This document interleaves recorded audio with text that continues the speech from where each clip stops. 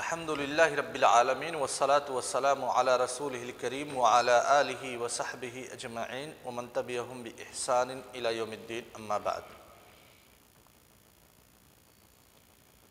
دھیرے دھیرے زکوٰۃ پر دلالت کرنے والی اور زکوٰۃ کے مختلف موضوعات پر روشنی ڈالنے والی آیات کا ہم مطالعہ کر رہے ہیں اور ان کا دراسہ کر رہے ہیں۔ اب تک ہم نے زکوٰۃ کے لغوی معنی پہ گفتگو کی، اس کے بعد زکوٰۃ کے فوائد پہ گفتگو کی، زکوٰۃ کا دنیاوی فائدہ کیا ہے، اخروی فائدہ کیا ہے، پھر اس کے بعد ہم نے گفتگو کی کہ وہ آیات جن میں زکوٰۃ کا لفظ وارد ہوا ہے اور ساتھ ہی ساتھ ان اموال پہ گفتگو جن اموال میں زکوٰۃ واجب ہے۔ کل کا درس یہی تھا، یہی تو تھا شباب مشائخ، کن اموال میں زکوٰۃ واجب ہے؟ الاموال الزکویہ الواردہ فی القرآن الکریم۔ سب سے پہلے ہم نے اس میں پڑھا کہ ذہب اور فضہ، اس کا تذکرہ بھی قرآن کریم میں موجود ہے، گرچہ صراحتاً نہیں ہے، لیکن جب حدیث نبوی کے ساتھ ہم جوڑ کر کے دیکھتے ہیں تو ہمیں پتہ چلتا ہے کہ آیت کا معنی وہی ہے کہ ذہب اور فضہ میں زکوٰۃ کی ادائیگی ضروری ہے۔ دوسرا تھا عروض التجارہ، یہ بھی صراحتاً ذکر نہیں ہے، لیکن جب حدیث کے ساتھ انفاق کے معنی کو ہم دیکھتے ہیں تو پتہ چلتا ہے کہ انفاق کا معنی زکوٰۃ ہے۔ تیسری چیز تھی الخارج من الارض۔ الخارج من الارض پر صراحت کے ساتھ دلیل موجود ہے کہ وہ چیزیں جو زمین سے نکلتی ہیں، اور تفصیلات بھی اس کی گزر چکی ہیں، جن میں ہم نے معادن کو لیا تھا، ریکاز کو لیا تھا، یعنی جو دفینہ ہوتا ہے، خزانہ ہوتا ہے زمین کے اندر دھسا ہوا، گڑا ہوا، اور پھر غلہ جات کی شکل میں۔ یہ تین چیزیں ایسی ہیں جن کا تذکرہ قرآن کریم میں وارد ہے۔ اس کے علاوہ کچھ چیزیں ایسی ہیں، کچھ اموال ایسی ہیں جن اموال میں زکوٰۃ تو ہے لیکن قرآن کریم میں اس کا تذکرہ نہیں ہے۔ احادیث نبویہ سے اور اجماع امت سے ان اموال میں زکوٰۃ واجب ہے۔ سب سے پہلی چیز اس میں تھی زکوٰۃ الحیوان، یعنی حیوان میں زکوٰۃ واجب ہے۔ دوسرا مسئلہ تھا زکوٰۃ الزروع والثمار، کی جو پھل ہوتے ہیں، جو بالیاں ہوتی ہیں، جو دانے ہوتے ہیں، ان میں بھی زکوٰۃ واجب ہے۔ اور ایک تیسرا مسئلہ تھا کہ المنتجات الحیوانیہ، یعنی وہ چیزیں جو ایک جانور کے تھرو پروڈکٹ کی جاتی ہیں، ایک جانور کے ذریعہ سے جس کا انتاج کیا جاتا ہے۔ مثال دی گئی تھی شہد کی، اور اسی سے ملتا جلتا ہے ریشم۔ ریشم بھی ایک کیڑے کی ذریعہ سے اس کو پیدا کیا جاتا ہے، تو یہ منتج حیوانی ہوا، اور پھر شہد یہ بھی منتج حیوانی ہے۔ کیا اس منتج حیوانی میں زکوٰۃ ہے یا نہیں ہے؟ یہ بھی علماء کرام نے گفتگو کی ہے احادیث سے استدلال کرتے ہوئے۔ حنفیہ اور مالکیہ، حنفیہ اور حنابلہ کے نزدیک زکوٰۃ میں شہد میں زکوٰۃ واجب ہے، اور انہوں نے استدلال کیا ہے حدیث سے، جبکہ مالکیہ اور شافعیہ کے نزدیک شہد میں زکوٰۃ نہیں ہے، کیونکہ ان لوگوں کے نزدیک جس حدیث سے حنفیہ اور حنابلہ نے استدلال کیا ہے وہ حدیث صحیح نہیں ہے۔ تو صحیح نہیں ہے، زکوٰۃ ایک عبادت ہے، لہذا عبادت میں توقیف ہے۔ جب حدیث صحیح نہیں ہے تو پھر انسان زکوٰۃ کیوں ادا کرے گا اس مال میں سے جس مال کے بارے میں کوئی نص موجود نہیں ہے؟ خیر، آج ہم آگے منتقل ہوتے ہیں کہ قرآن کریم نے ہمیں یہ بھی بتلایا ہے کہ زکوٰۃ کب نکالنا ہے۔ ٹھیک ہے شباب؟ یقیناً جب ہم اس طرح سے تفسیر موضوعی کو پڑھتے ہیں تو ہم بہت ہی اچنبھے میں پڑ جاتے ہیں کہ کیا اتنی باریک باریک چیزوں کی طرف بھی قرآن کریم نے اشارہ کیا ہے؟ جن موضوعات کو ہم فقہا کی کتابوں میں تلاش کرتے ہیں وہی موضوعات قرآن کریم میں بھی موجود ہے یا نہیں ہے؟ زکوٰۃ کے موضوع پر دلالت کرنے والی آیات کو جو ہم نے اکٹھا کیا تو اتنے سارے موضوعات ذیلی عناوین، فرعی عناوین نکل کر کے سامنے آئے۔ آج جس عنوان پہ گفتگو ہوگی وہ ہے وقت و اخراج الزکوٰۃ، زکوٰۃ نکالنے کا وقت کب ہے؟ کیا قرآن میں کوئی ایسی چیز وارد ہے، کوئی آیت وارد ہے یا نہیں وارد ہے؟ تو بتلا دے کہ ذہب اور فضہ کے تعلق سے یا پھر عروض التجارہ کے تعلق سے قرآن کریم میں کوئی ایسی آیت وارد نہیں ہے جو وقت کی تحدید کرے کہ کس وقت میں زکوٰۃ نکالا جائے گا ذہب، فضہ اور عروض التجارہ میں۔ البتہ جو الخارج من الارض ہے اس کے بارے میں قرآنی آیت وارد ہے۔ الخارج من الارض کے بارے میں اللہ تبارک و تعالی ارشاد فرماتے ہیں سورۃ الانعام آیت نمبر 141 میں، وَهُوَ الَّذِي أَنشَأَ جَنَّاتٍ مَعْرُوشَاتٍ وَغَيْرَ مَعْرُوشَاتٍ وَالنَّخْلَ وَالزَّرْعَ مُخْتَلِفًا أُكُلُهُ وَالزَّيْتُونَ وَالرُّمَّانَ مُتَشَابِهًا وَغَيْرَ مُتَشَابِهٍ كُلُوا مِن ثَمَرِهِ إِذَا أَثْمَرَ وَآتُوا حَقَّهُ يَوْمَ حَصَادِهِ وَلَا تُسْرِفُوا إِنَّهُ لَا يُحِبُّ الْمُسْرِفِينَ۔ اس آیت میں اللہ تبارک و تعالیٰ نے زمین سے پیدا ہونے والی کچھ چیزوں کا تذکرہ کیا، کچھ پھلوں کا تذکرہ کیا، کچھ زروع کا تذکرہ کیا، کچھ حبوب کا تذکرہ کیا۔ اس کے بعد کہا وَآتُوا حَقَّهُ يَوْمَ حَصَادِهِ، آتو یہ فعل امر ہے، تم اس کھیتی کے حق کو یوم حصادی، کھیتی کاٹنے کے دن ہی ادا کر دو۔ حقہ سے باجماع العلماء و باجماع المفسرین و باجماع الفقہاء، حقہ سے مراد یہاں پہ زکوٰۃ ہے۔ تو جو چیزیں زمین سے پیدا ہوتی ہیں گلے کی شکل میں یا پھلوں کی شکل میں، جن پھلوں میں زکوٰۃ ہے، اللہ تبارک و تعالیٰ نے ان پھلوں کے بارے میں، ان گلے کی شکل میں، ان گلوں کے بارے میں زکوٰۃ نکالنے کے وقت کی تحدید اس آیت کے اندر کی ہے۔ وہ وقت کیا ہے؟ یوم حصادی، یوم الحصاد، جس دن وہ چیزیں کھیت سے نکال لی جائیں، باغ سے نکال لی جائیں اور آپ اپنی ملکیت میں اسے لے لیں۔ سمجھ گئے نا شباب؟ یعنی جیسے گیہوں کی پیداوار ہے، گیہوں کی فصل ہمارے یہاں ابھی لگی ہوئی ہے، کچھ دنوں کے بعد، مہینے دو مہینے کے بعد گیہوں کی فصل کاٹی جائے گی، تو کیا ہم 1 سال کا انتظار کریں گے کہ 1 سال کے بعد اس میں زکوٰۃ واجب ہوگا؟ نہیں، جس دن آپ کاٹ کر کے گیہوں اپنی ملکیت میں لائے اپنے گھر پہ یا کھلیان میں آپ نے اکٹھا کیا، اس دن اس میں زکوٰۃ واجب ہے، اسی دن زکوٰۃ واجب ہو گئی۔ لہذا اب آپ کے لیے ضروری ہے کہ جتنا جلدی ہو سکے اس زکوٰۃ کی ادائیگی کریں۔ سمجھ گئے نا شباب؟ اگر اس زکوٰۃ کی ادائیگی میں آپ تاخیر کرتے ہیں، تاخیر کرنے کی صورت میں مثال سمجھ لیجئے، جیسے ہمارے یہاں 7.5 کنٹل گیہوں پیدا ہوا، 7.5 کنٹل گیہوں یہ نصاب کو پہنچ جاتا ہے، اس میں زکوٰۃ واجب ہے۔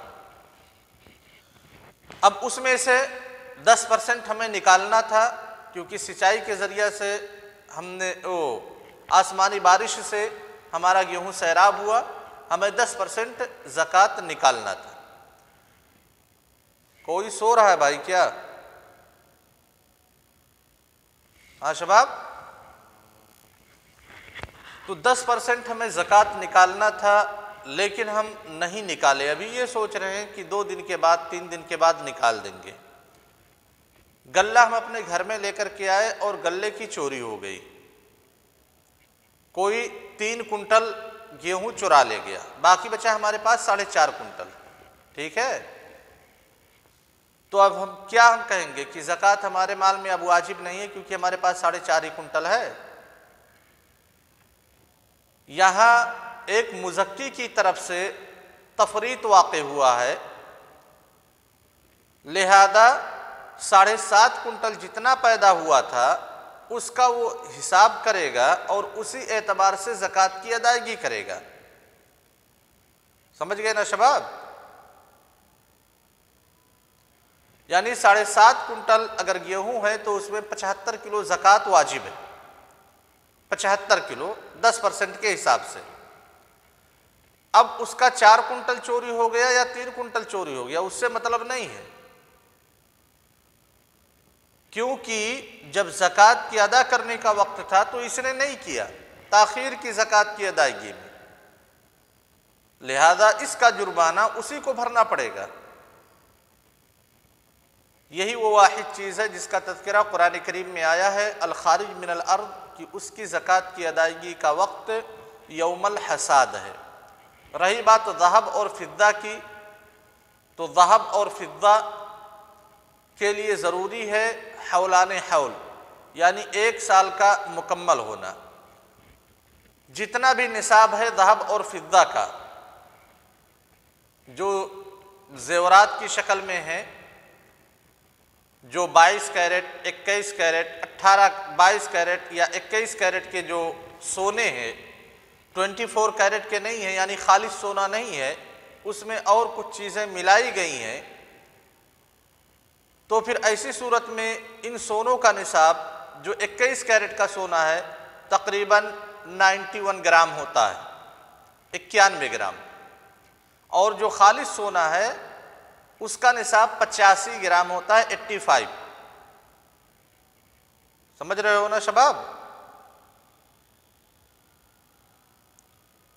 شیخ محمد خالد بات کو سمجھ رہے ہیں نا؟ جو عورتیں زیورات کا استعمال کرتی ہیں اس کا نصاب کیا ہے زکوٰۃ کا؟ 85 گرام۔ عموماً جو زیورات بنائے جاتے ہیں وہ 22 کیرٹ یا 21 کیرٹ کے گولڈ سے بنائے جاتے ہیں۔ 24 کیرٹ کا گولڈ اس میں بہت ہی نادر لوگ ہوں گے جو 24 کیرٹ کا گولڈ استعمال کرتے ہیں زیورات کی شکل میں۔ 24 کیرٹ یہ اوریجنل سونا ہے، اس میں کسی چیز کی ملاوٹ نہیں ہوتی ہے، لیکن 22 یا 21 یہ ایسے سونے ہوتے ہیں جس میں سونے کی مقدار زیادہ ہوتی ہے لیکن کچھ چیزیں اس میں ملائی جاتی ہیں، ٹھیک ہے؟ تو جو زیورات کی شکل میں 21 کیرٹ ہے اس کا نصاب تقریباً 91 گرام ہے، 91 گرام، 85 نہیں ہے۔ 85 تو خالص سونے کا ہے، وہ سونا جو مغشوش ہے۔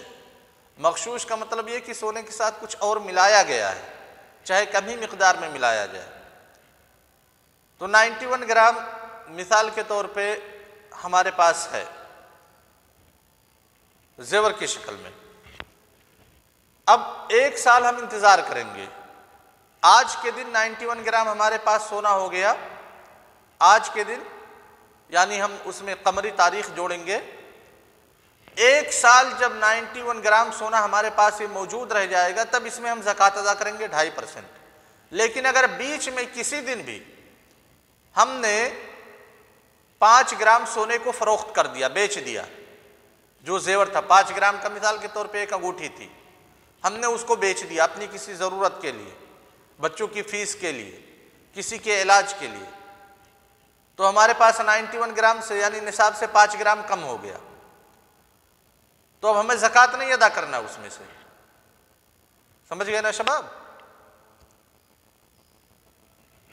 پھر جو ہمارے پاس 91 گرام ہو جائے گا یعنی نصاب کے مال تک نصاب تک پہنچ جائے گا یہ سونا، تو پھر وہاں سے ہم 1 سال شمار کریں گے۔ جب 1 سال ہو جائے گا تب اس میں ہم زکوٰۃ کی ادائیگی کریں گے۔ کلیئر؟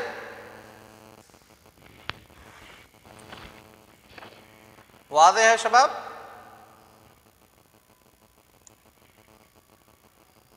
ہاں کرنسی آپ کے پاس کوئی بھی ایسا وقت نہیں آنا چاہیے. کرنسی مثال کے طور پہ 85 گرام سونے میں زکوٰۃ ہے. اب یہ مسئلہ علماء کرام کے درمیان مختلف فی رہا ہے کہ کرنسی کو سونے سے جوڑا جائے گا یا چاندی سے جوڑا جائے گا نصاب متعین کرتے وقت. یہ مسئلہ مختلف فی ہے. چلیے ہم نے مان لیا سونے سے کہ سونے کے ساتھ کرنسی کو جوڑا جائے گا. ذرا ہم کیلکولیٹ کر لیتے ہیں. 1 گرام سونے کی قیمت ابھی کتنی ہے شباب؟ 45,000 مان لیتے ہیں. 10 گرام سونے کی قیمت 45,000. ٹھیک ہے، یعنی جس کو ہم کہتے ہیں کیا 1 تولہ. 1 تولہ سونے کی قیمت ابھی 45,000. 1 تولہ ابھی 10 گرام کا ہوتا ہے. ٹھیک ہے، 45,000. تو 1 گرام کا ہو گیا 45 کو ڈیوائیڈ کیا، 45,000 کو ڈیوائیڈ کیا ہم نے 10 سے. 1 گرام کی قیمت ہو گئی 4,500 روپے. ٹھیک ہے، 85 گرام کی قیمت ہو گئی 3,82,500 روپے. اب یہ 3,82,500 روپے اگر ہمارے پاس ہیں روپے کی شکل میں، آج جیسے مثال دے دیتے ہیں، آج کتنی تاریخ ہے جمادی الاولیٰ کی؟ آج 27 تاریخ ہے. 27 تاریخ ہے جمادی الاولیٰ کی. 27 تاریخ جمادی الاولیٰ کی 1442 ہجری. پھر جب 27 تاریخ جمادی الاولیٰ کی 1443 ہجری میں آئے گا اور ہمارے پاس جو پیسہ ہے وہ 3,82,500 روپے سے کم نہیں ہوا. ٹھیک ہے، اس 1 سال کے بیچ میں کسی دن بھی اس میں کمی نہیں ہوئی، تب اس میں زکوٰۃ واجب ہے. لیکن اگر کسی دن بھی 3,82,500 روپے، اگر کسی دن اس پیسے میں کمی آ گئی، یعنی 3,82,400 روپے، 100 روپے ہم نے اس میں سے خرچ کر دیے، نصاب سے 100 روپے بھی کم ہو گیا، تو اس میں زکوٰۃ واجب نہیں. سمجھے نا شباب؟ جی.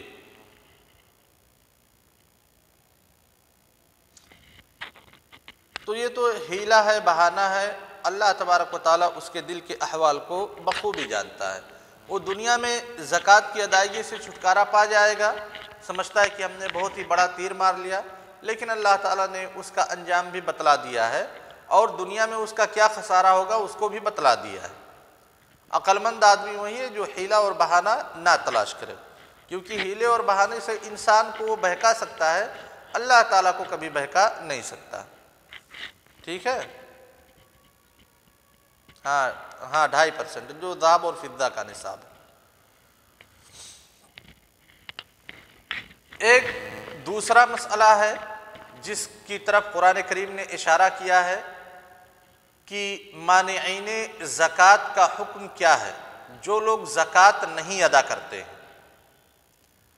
زکوٰۃ نہ ادا کرنے والوں کو ہم کئی قسموں میں تقسیم کر سکتے ہیں.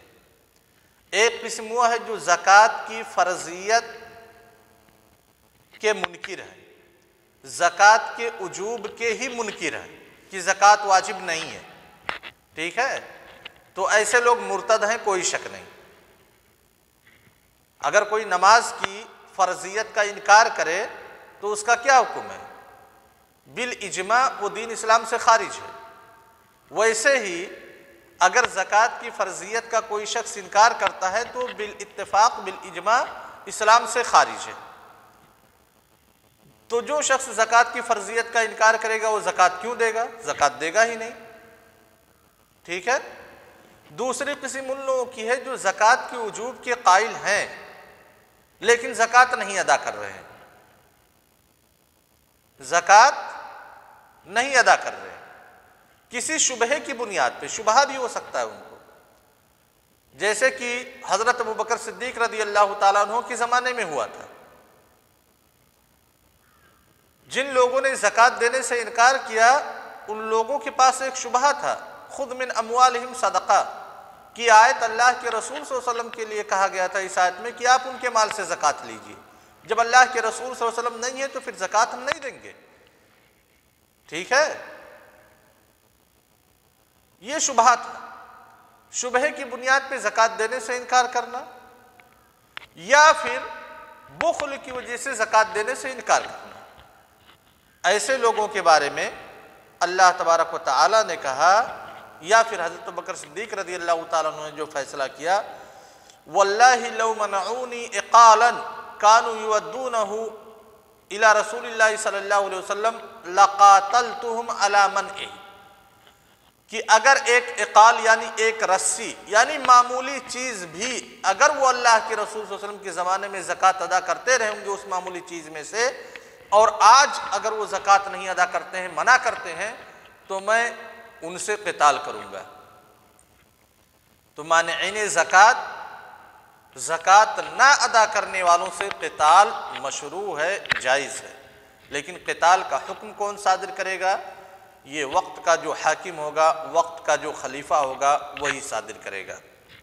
ایسا نہیں ہے کہ ہم 6-7 لوگ، مثال کے طور پہ یہ کلاس ہے، سارے لوگ ایک جگہ گھر بنائے، محمد خالد صاحب کے بارے میں پتہ چلا کہ انہوں نے اس سال زکوٰۃ نہیں ادا کی اپنے غلے کی، میں لاٹھی لے کر کے پہنچ جاؤں گا محمد خالد صاحب کے گھر پہ اور کہوں کہ نہیں زکوٰۃ کیوں نہیں ادا کیے، ان کی کٹائی شروع کر دوں۔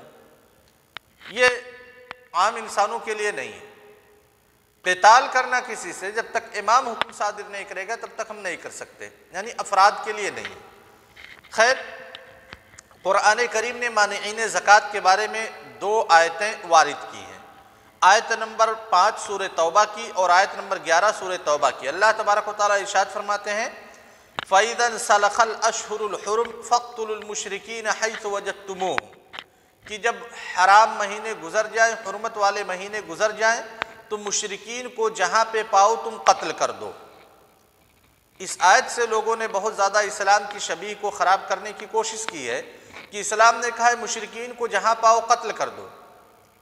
ارے بھائی، یہ لڑائی کی بات چل رہی ہے کہ جب لڑائی ہو رہی ہو اور آپ نے لڑائی حرمت کے مہینے میں ان لوگوں نے ابتدا کی، جو حرمت کے مہینے ہیں اس سے پہلے ابتدا کی، حرمت کا مہینہ آ گیا، آپ لوگ لڑائی سے باز آ گئے، وہ لوگ بھی لڑائی سے باز آ گئے، لیکن لڑائی ابھی ختم نہیں ہوئی، صرف حرمت کے مہینے کا اعتبار کیا گیا ہے فریقین کی طرف سے۔ تو جب حرمت کا مہینہ ختم ہو جائے گا تو وہ بھی جہاں آپ کو پائیں گے قتل کریں گے، لہذا آپ بھی جہاں ان کو پاؤ قتل کرو۔ لڑائی کے میدان میں سارے لوگ دشمن ہوتے ہیں، کسی کے اوپر شفقت نہیں کی جاتی۔